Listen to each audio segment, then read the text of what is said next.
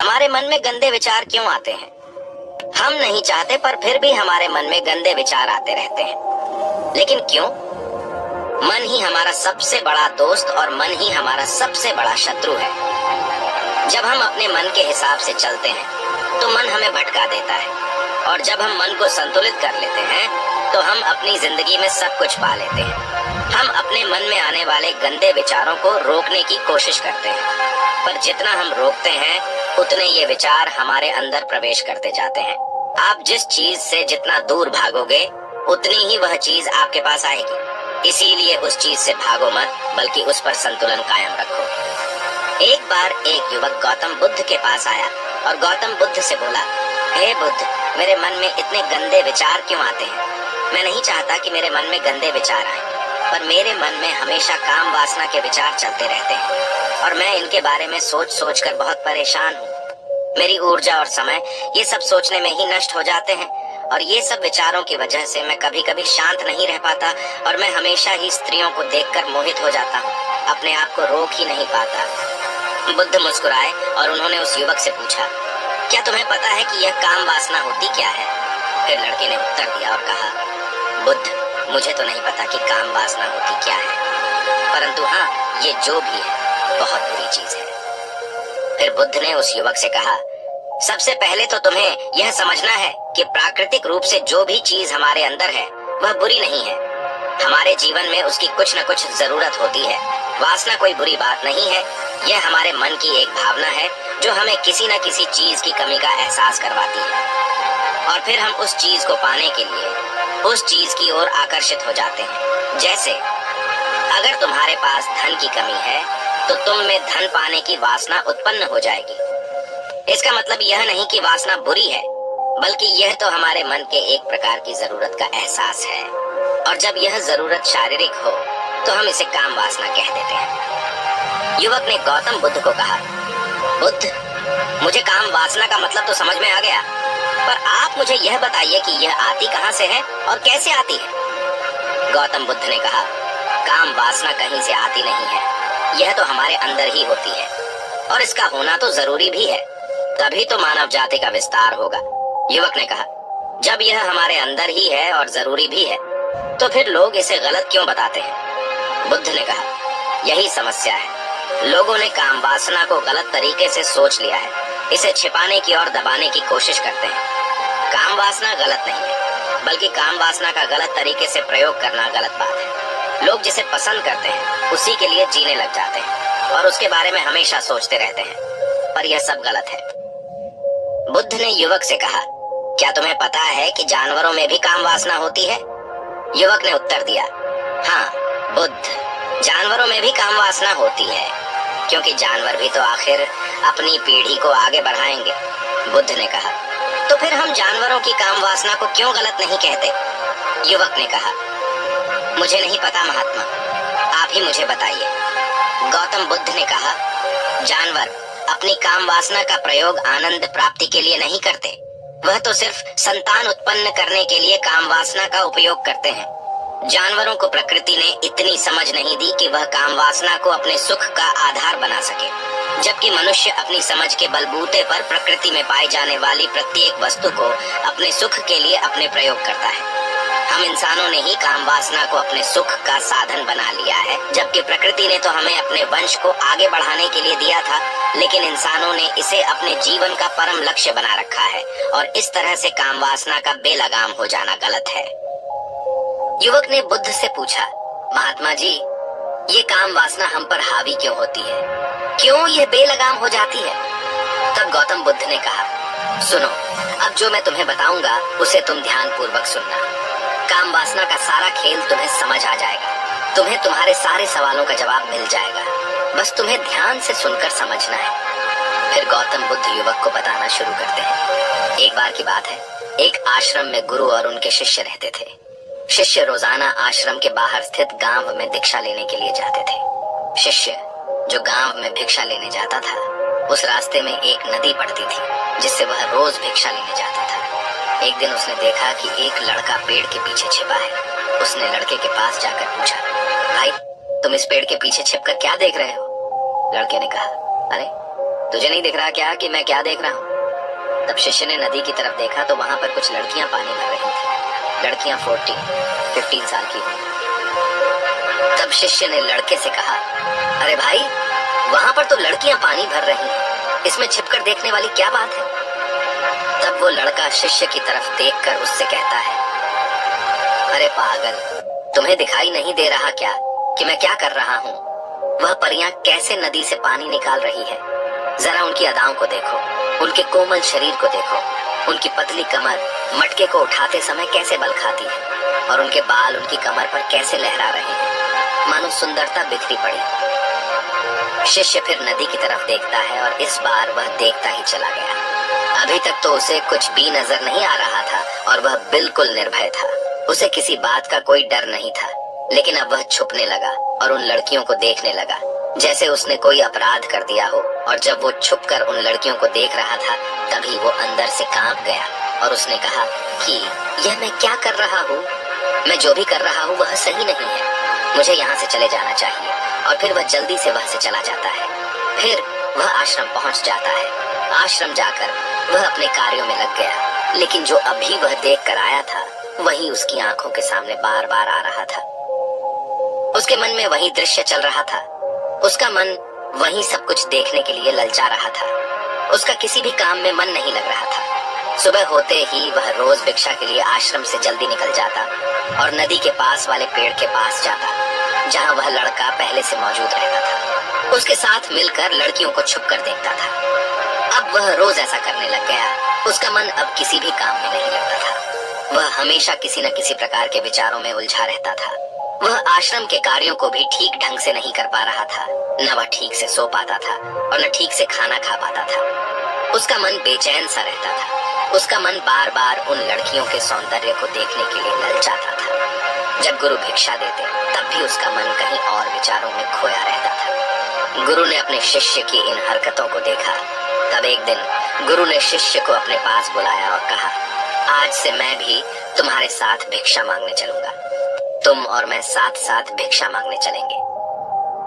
तभी शिष्य ने गुरु को मना करते हुए बोला, नहीं गुरुदेव, आप परेशान क्यों हो रहे हो? मैं अकेले ही ठीक से भिक्षा मांग सकता हूँ। गुरु ने शिष्य से कहा, ठीक है, तुम अकेले ही भिक्षा मांगने जाओ। इसके बाद शिष्य भिक्षा मांगने निकल गया। शिष्य के जाने के बाद गुरु भी आश्रम से निकल गए और शिष्य का पीछा करने लगे कि वह कहाँ जाता है, किससे मिलता है। यह सब देखने के लिए उसके पीछे पीछे चलने लगे। थोड़ी दूर जाने के बाद गुरु ने देखा कि उनका शिष्य एक लड़के के साथ एक पेड़ के पीछे अपराधी की तरह छिपा हुआ है और छिपकर कुछ देख रहा है। गुरु भी अपने शिष्य के पीछे जाकर खड़े हो गए, यह देखने के लिए कि आखिर उनका शिष्य क्या देख रहा है जिसके लिए वह पेड़ के पीछे अपराधियों की तरह छिपा पड़ा है। गुरु ने देखा कि उनका शिष्य पेड़ के पीछे छिपकर लड़कियों को देख रहा है जो नदी से पानी भर रही है। तभी गुरु ने शिष्य से कहा, क्या तुम लड़कियों से भी भिक्षा लोगे? गुरु की आवाज सुनकर शिष्य का मन घबराया और उसके पसीने छूटने लगे। वह थर थर कांप रहा था, जैसे किसी चोर को पकड़ते समय रंगे हाथों पकड़ लिया हो। उसकी हालत खराब हो गई। वह कुछ भी नहीं बोल पा रहा था। वह लड़का जो शिष्य के साथ था वहां से भाग गया, जिससे शिष्य और भी घबरा गया था। उसके मुंह से कुछ टूटे फूटे शब्द ही निकल रहे थे।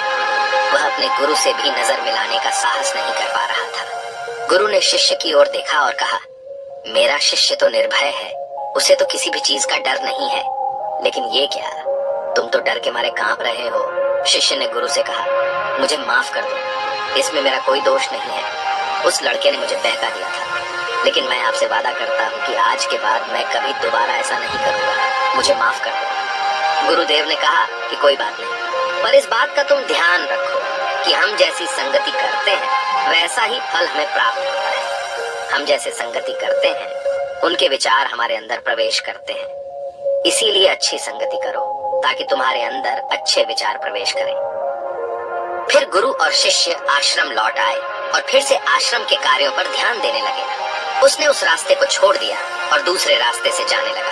वह अपने काम को ध्यान से करता था, लेकिन धीरे धीरे उसके अंदर क्रोध उत्पन्न हो गया और फिर वह दूसरे शिष्यों पर क्रोध करने लगा और बेचैन हो गया। अब वह सही समय पर भोजन भी नहीं करता था।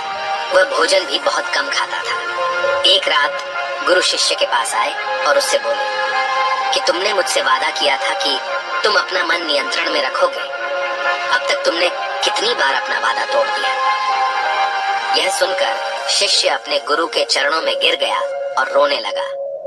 रोते रोते ही उसने गुरु से कहा कि गुरुदेव, मैं कई बार अपना वादा तोड़ चुका हूँ, फिर वादा कर लेता हूँ, लेकिन हर बार मैं वादा तोड़ देता हूँ। मेरा मन मेरे नियंत्रण में है ही नहीं। मैं बहुत कोशिश करता हूँ कि मैं अपने मन से सारे बुरे विचारों को निकाल दूं, लेकिन मैं चाहकर भी ऐसा नहीं कर पा रहा। फिर गुरु ने शिष्य को कहा, चलो मेरे साथ। गुरु शिष्य को आश्रम के बगीचे में लेकर गए और शिष्य से कहा, देखो यहाँ पर कुछ नालियां बनी हुई है जिससे नदी का पानी इन पौधों तक आ रहा है और ये पानी निरंतर भाव से बह रहा है। क्या तुम इस पानी के बहाव को रोक सकते हो? शिष्य ने कहा, हाँ गुरुदेव, मैं इस बहाव को रोक सकता हूँ। फिर शिष्य ने मिट्टी उठाकर उस नाली के छोर पर डाल दी। वह पानी थोड़ी देर के लिए रुक गया और फिर थोड़ी देर बाद उस रेत के ऊपर से पानी आया। गुरु ने शिष्य से कहा, अरे ये क्या, ये पानी तो रुका ही नहीं। फिर से उसने कुछ कंकर पत्थर उठाकर उसे नाली में डाल दिया और फिर थोड़ी देर के लिए पानी रुक गया, लेकिन फिर थोड़ी देर बाद ही उन कंकर पत्थरों के ऊपर से पानी निकल आया। गुरु ने कहा, शिष्य ये क्या हुआ, पानी तो फिर से आ गया। तुम तो बोल रहे थे कि तुम इसे रोक दोगे। क्या हम किसी चीज को पूरी तरह से रोक सकते हैं?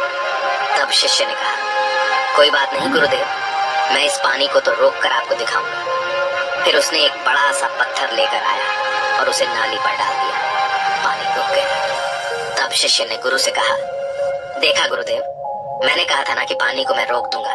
मैंने पानी को रोक दिखाया।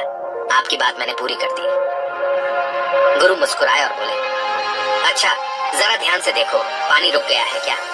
वो तो पीछे की नाली तोड़कर बाहर आ गया और अगल बगल से बह रहा है। और ध्यान से देखो, इस पत्थर के आगे भी आ गया और यह पानी अपना रास्ता बदलकर फिर से आगे की तरफ बह जाएगा। फिर थोड़ी देर बाद ऐसा ही हुआ। फिर गुरु ने शिष्य को समझाया, तुम्हारे साथ भी तो ऐसा ही चल रहा है।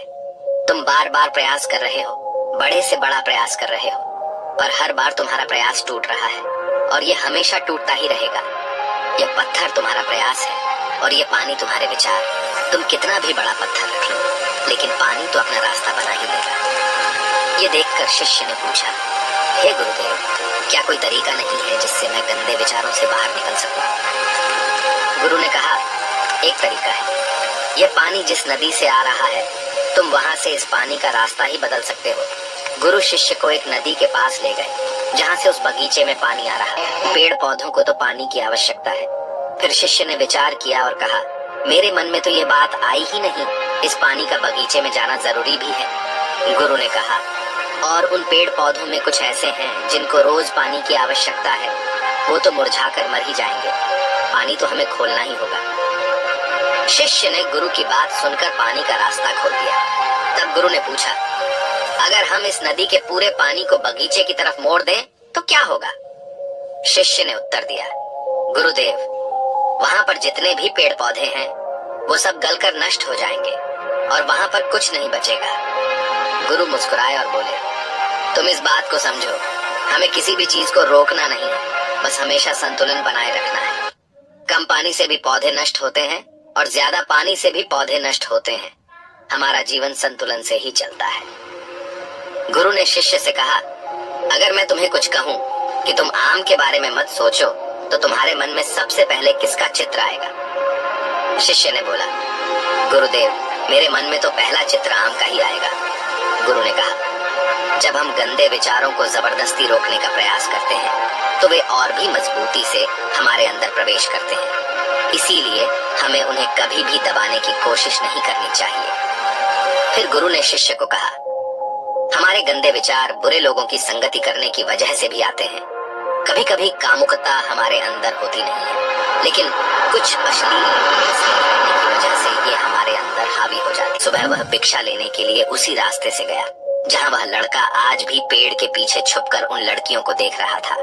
वह शिष्य उसे नदी पर गया जहां वह लड़कियां पानी भर रही थी। उसने उन लड़कियों से पानी मांगा और उन लड़कियों में से एक लड़की ने उसे पानी पिलाया और उसे शिष्य के चरण छुए। शिष्य ने उसे आशीर्वाद दिया कि तुम्हारा कल्याण हो, जिससे कि मानसिकता सकारात्मक ऊर्जा से भर जाए। उसके चेहरे पर मुस्कान आ गई थी, जैसे कि उसे कुछ खोया हुआ वापस मिल गया। वह वापस अपने रास्ते से जाने लगा। तभी पीछे से वह लड़का आ गया जो पेड़ के पीछे छुपा हुआ था। वह शिष्य के पास आया और बोला, क्या बात है, आज तो तुमने नजदीक से दर्शन कर लिए, तुम तो मुझसे भी आगे निकले। तब शिष्य ने कहा, हम हमेशा दूसरों के दर्शन करने में ही व्यस्त रहते हैं, अपने दर्शन कर ही नहीं पाते। तुम कब तक इस पेड़ के पीछे छुपाते रहोगे? किसी को पसंद कर लो, उसे बोल दो। अगर वो भी तुम्हें पसंद करती है तो शादी कर लो और उससे पहले तुम कुछ बन जाओ। अपने आप को पहचान लो, ऐसे अपना समय बर्बाद मत करो। फिर वह लड़का रोज उस शिष्य से मिलने लगा और उसने लड़के को नदी पर न जाने के लिए प्रेरित किया। और फिर वह लड़का अपने जीवन में कुछ बनने के लिए संघर्ष करने लगा। तो तुमने देखा कि संगति का असर क्या होता है। अपनी संगति बदलो, अपने विचार बदलो। गुरु ने शिष्य से पूछा, क्या तुम्हें अपने सभी सवालों का उत्तर मिल गया? तब शिष्य ने कहा, हाँ महात्मा जी, आपका धन्यवाद। तब गुरु ने शिष्य से कहा कि जब तुम्हारे मन में गंदे विचार आए तब तुम अपने आप को दोषी मत मानो। यह शरीर है और यह सब इसने हजारों वर्षों से सीखा है। एक केवल तुम्हारे सोच लेने से या शपथ लेने से ये टूटने वाला है नहीं, लेकिन तुम्हारे पास वो शक्ति है, वो ऊर्जा है जिसका तुम्हें संतुलन उपयोग करना है। तुम एक जीवित ऊर्जा हो जो कुछ भी अनुभव करने के लिए स्वतंत्र है। इसीलिए तुम अपने आप को पहचानो। इस कहानी से हमें यह सीख मिलती है कि हमारे विचारों का महत्व कितना अधिक होता है। हमारे विचार ही हमारे भविष्य की दिशा को निर्धारित करते हैं। हमें सकारात्मक विचारों को अपने मन में पूरी शक्ति के साथ अपनाना चाहिए ताकि हम सही दिशा में आगे बढ़ सकें।